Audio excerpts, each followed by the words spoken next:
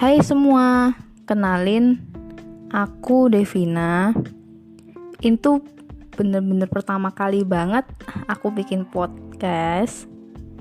Dan selamat datang di podcast Kejar Mimpimu.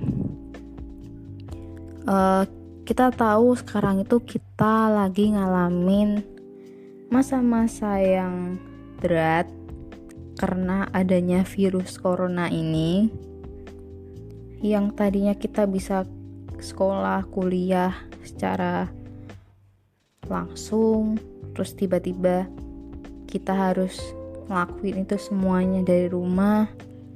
Pasti ada rasa sedih karena kita gak bisa ketawa, gak bisa ngobrol sama teman-teman secara langsung gitu kan.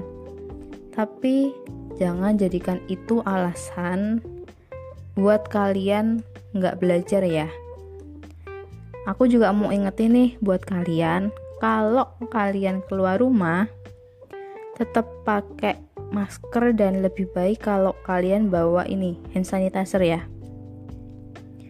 Nah, di podcast aku yang pertama ini, aku mau sharing nih sama kalian tentang masalah keterampilan membaca. Kita pasti udah gak asing dong sama yang namanya membaca. Dari SD pun kita udah diajarin yang namanya membaca. Nah, sebenarnya definisi membaca itu apa? Jadi, arti dari membaca itu sebuah kegiatan yang bersifat aktif, reseptif.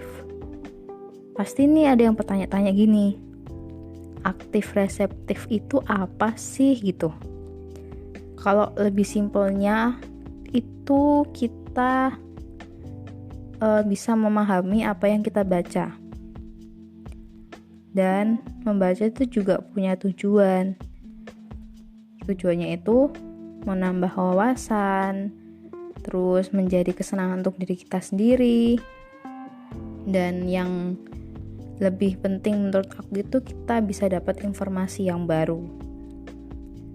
Ternyata membaca itu dibagi dua loh teman-teman.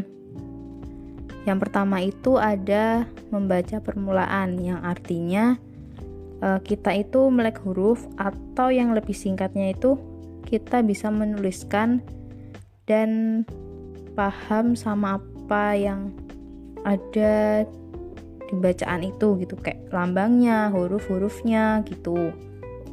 Terus yang kedua itu ada membaca lanjut, yang artinya tingkatan proses penguasaan membaca, dan nantinya kita itu bisa paham dengan isi bacaannya.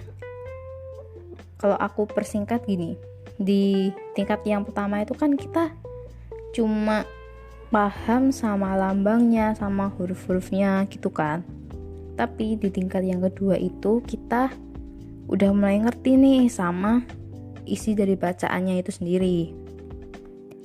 Nah, ternyata di kegiatan membaca ini ada yang namanya keterampilan mikro yang berkaitan dengan kegiatan membaca, dan sebagai pembicara itu kita harus bisa tahu tentang kosakatanya, bisa menentukan kata kunci yang jadi poin topiknya, terus kita juga bisa menyimpulkan bacaannya juga gitu teman-teman.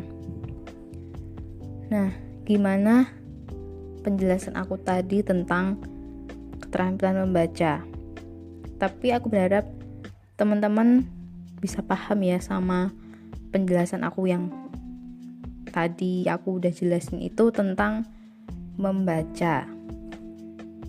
Terima kasih sudah mendengarkan podcast Kejar Mimpimu di episode yang pertama ini, dan aku minta maaf kalau ada kesalahan kata-kata yang mungkin kurang berkenan waktu teman-teman dengerin podcast ini. Pokoknya tetap stay healthy dan bye bye, see you.